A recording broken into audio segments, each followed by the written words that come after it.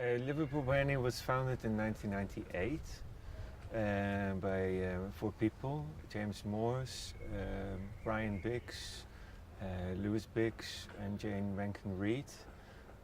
Lewis was at the time director of Tate Liverpool, and James was an artist, but he was also heir to the family fortune of the Morse family. Is a very important family in Liverpool.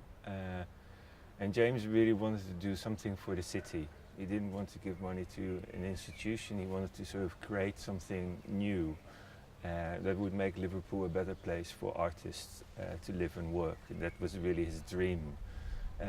So they thought of the biennial as a format that that could do something like that. And they conceived it as sort of four different strands. James's uncle had founded the John Morris Painting Prize in 1957 as a biennial exhibition of contemporary painting. And before the Turner Prize, it was the most important prize in Britain. So that was one exhibition. There was the new Bloomberg New Contemporaries, then it was called New Contemporaries, which is an annual exhibition for young artists, which James has also supported. There was also he wanted to create a platform for artists living and working in the city that he called the Independence. And then we wanted to make, of course, an exhibition that would also enable us to commission artists and bring international artists into Liverpool. And that became the International Exhibition. The first biennial started in 1999. And the second, as any good biennial, skips a year. We did in 2002. I mean, there's reasons for that, because the museum that hosted the John Morris Painting Prize had a refurbishment. So the next one was in 2002, and now we're on our 7th edition. The way that Liverpool Biennial fits was in the Liverpool scene. Well, first of all, it wasn't there. And so when it was founded, as I said before, the reason was to make Liverpool a better place for artists to live and work. But what was also quite noticeable is that the different art institutions weren't really talking to each other. And so the collaborative principle was also a very important part of how we have been working. And that conversation has sort of spread beyond just the biennial project. So there's many different conversations are happening now, and different collaborations have sprung from that. So that collaborative principle that we've been working with since 1999, which I think today is more common, more widely accepted, but was sort of really pioneering. And that has also led to other things. So we're also talking. We have something called Culture Campus, where we involve the universities, talk to the art schools. We also talk to regeneration companies. So the whole thing is very much sort of embedded in multiple conversations. So what that also meant is that, and what the biennial has done nationally is in one way put that principle forward, but also importantly in the UK is a rather centralised country, and much of the art world is centred around London. And of course there have been sort of different arts organisations and museums around the country, but I think until the biennial and also the Baltic, there wasn't really this sort of perception that you could do great things of international sort of stature outside of London. And of course then in 2000 Tate Modern opened, so the whole scene changed. But now I think there's a perception that you can do great things, and Liverpool is one of those places where it's an important place in Britain to see contemporary art. The Liverpool Biennial is an independent foundation. It was founded by trustees and a private individual, James Morris, who also paid basically for the first biennial out of his own pocket. And so the Arts Council, which is the funding body, national funding body in the UK, they didn't really come on board until 2002. And that was only that we were as a project for them. It was not till 2003 that we became a revenue-funded organization, and we had the more sort of like we could plan, we could start thinking about, you know, retaining staff and so on. So now, you know, we are what they call the national portfolio, and they're very supportive.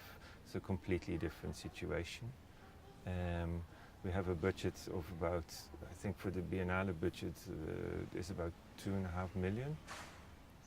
But then we do also, outside of the biennial framework per se, we do art in the public space, and there's sort of additional budgets, and they're of a different order.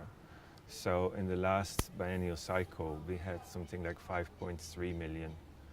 So, but the 2.5 is really for what we call the festival, to make a distinction. Roughly about half of that goes to the international exhibition. That also includes sort of staff and so, a curator. And then there's, you know, marketing and so on, all these things to take care of.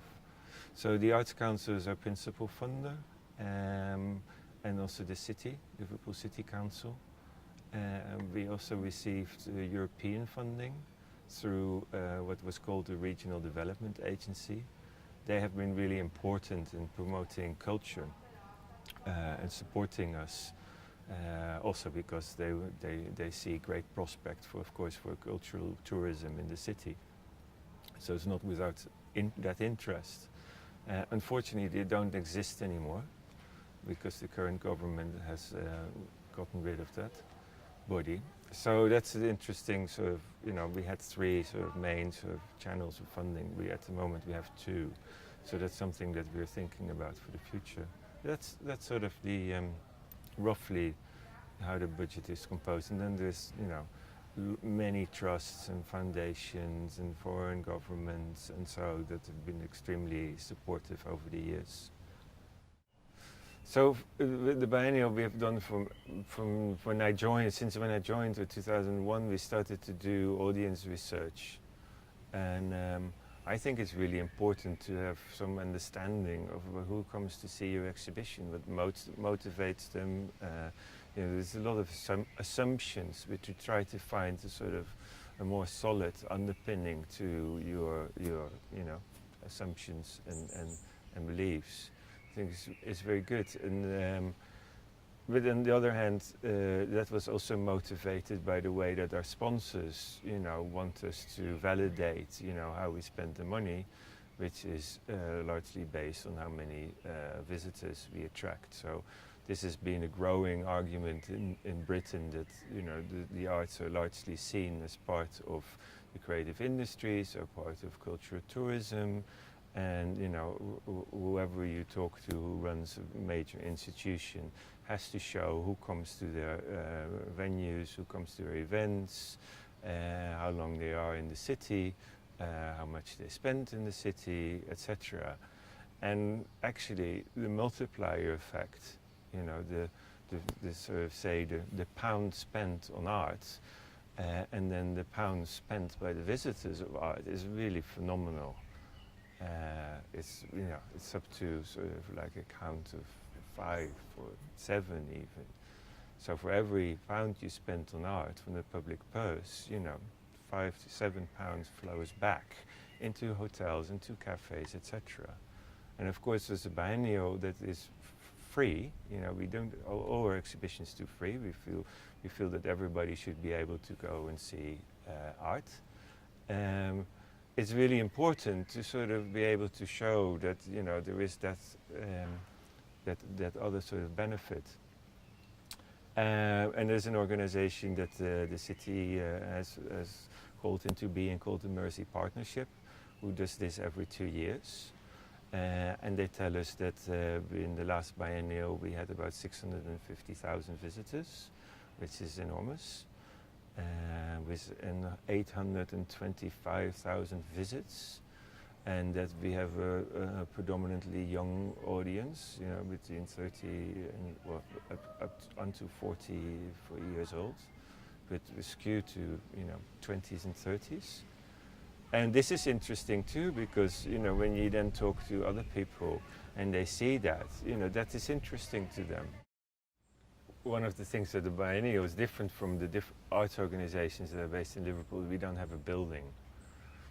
Tate Liverpool has a building, the Blue Coat has a building, FACT has a building, all these organizations have buildings. And buildings are really important for art, but I think it's also really important to bring art to people and not the other way around. Especially in a city like Liverpool, which had very little exposure to contemporary art, except for the John Moores Prize, and of course since 1988 with Tate. But to bring the art to people is a principle. So we were very, very interested in public space. Liverpool Biennial has this motto, engaging art, people and place, because we think that the meaning of art comes out of that triangulation.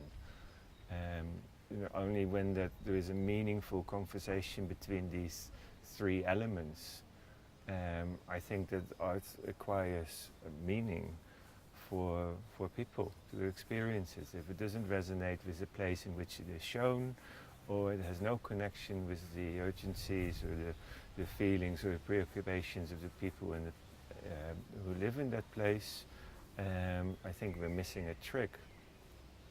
Just one example of a work that fell into place, so to speak, is by Richard Wilson, called Turning the Place Over, which was actually a project that he had tried to realize in other places. But we knew about this project, and in the run-up to the capital of culture, there was a desire to sort of do public art. And so we started talking to Richard, and he had this project, and it just seemed absolutely right. Because the expression "turning the place over" means is also has to do with robbery. It's a British expression, which you could also apply to the context of regeneration. I should explain, of course, what the piece looks like. You can see it on YouTube. What he did is that in a building, an unused office building, he cut out an ovoid shape, and he put it on a sort of spindle, which is in fact a motor, a ship motor, and so the entire facade turns. So every turn is completely flush with the facade, and you see, a normal sort of building, and then it turns, and the experience is just really, really extraordinary. And that just all fell into place, and was enormously successful for people, and I don't know how many tens of thousands of hits it has on YouTube. And originally it was only conceived to planned to stay for, was it a year or a year and a half, and we have had it now for 3.5 years. Now we're going to stop it because it was never meant to be a permanent piece. But even people from like English heritage have suggested that it should become a permanent piece because it sort of embodies, the spirit of the change of the city at this particular juncture in time. So that's an example, I think, of how we can bring those three elements together. You're asking whether biennials have changed art or whether art is changing biennials. Probably both are the case. If we talk about the biennials that were sort of founded in the 90s, or maybe we should go back a little bit earlier. In the 80s we had Havana and also Istanbul, which really signaled that there were artists in these parts of the world who were producing art, and that art was not visible, or it was not visible in the West, so to speak. So that these cities had the nous to put up something like a biennial was really, I think, initiated a way of thinking that was outside of the established gallery museum system. And in the 90s was a whole wave of biennials, as we know. I think that caught also a mode of making practice which was new, which sort of took on sort of disused post-industrial sites in a very public manner. So biennials, I think, also very much involved in let's say the mainstreaming of contemporary art. It's before biennials there was much less audience. And in cities where traditionally there may not have been such a strong museum or art culture, biennials often arise in sort of secondary cities, not the capitals. It had an incredible important function to signal to the audience what was happening in the contemporary scene. Now we are 10, 20 years later. And I think that you've seen that there's a generation of artists who have grown up, with biennials and have exhibited worldwide, within this sort of system. And so you could sort of mistake the fact that, the model is therefore wedded to this particular way of making art.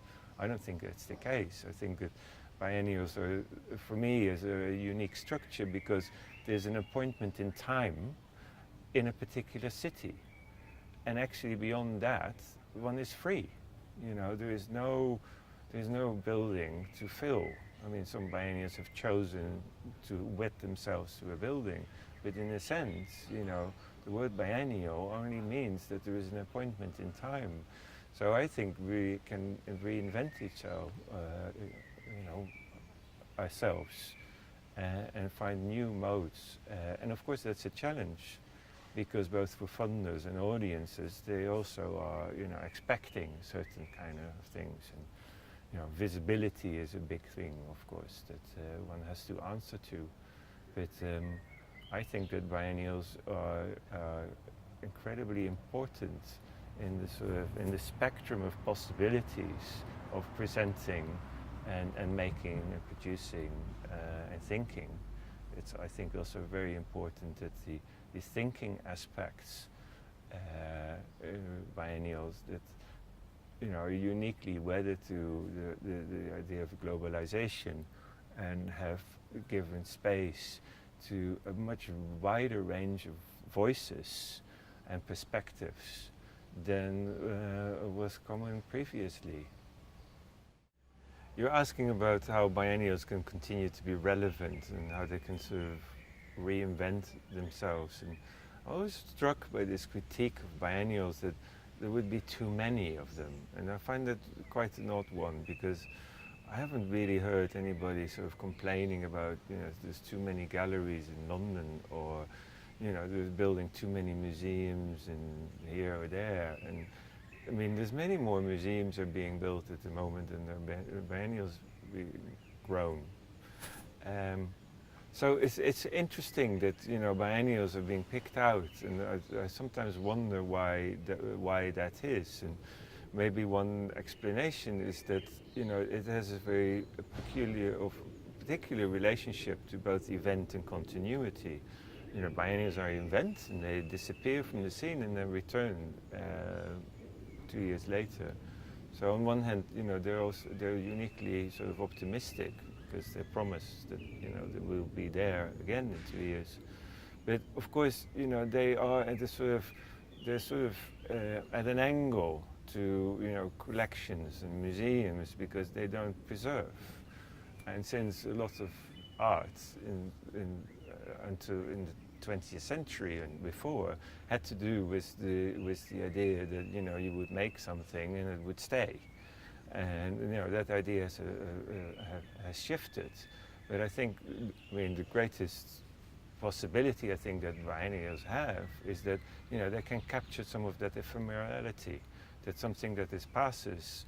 And so there is a performative element in biennials, which I think is really, really important. And not only in terms of like performance art, but also in terms of like commissioning something which exists for the duration of the show and then disappears.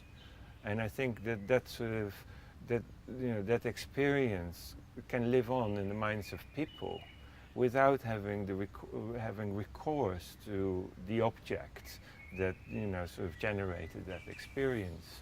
And I think that's what biennials do, when they do well.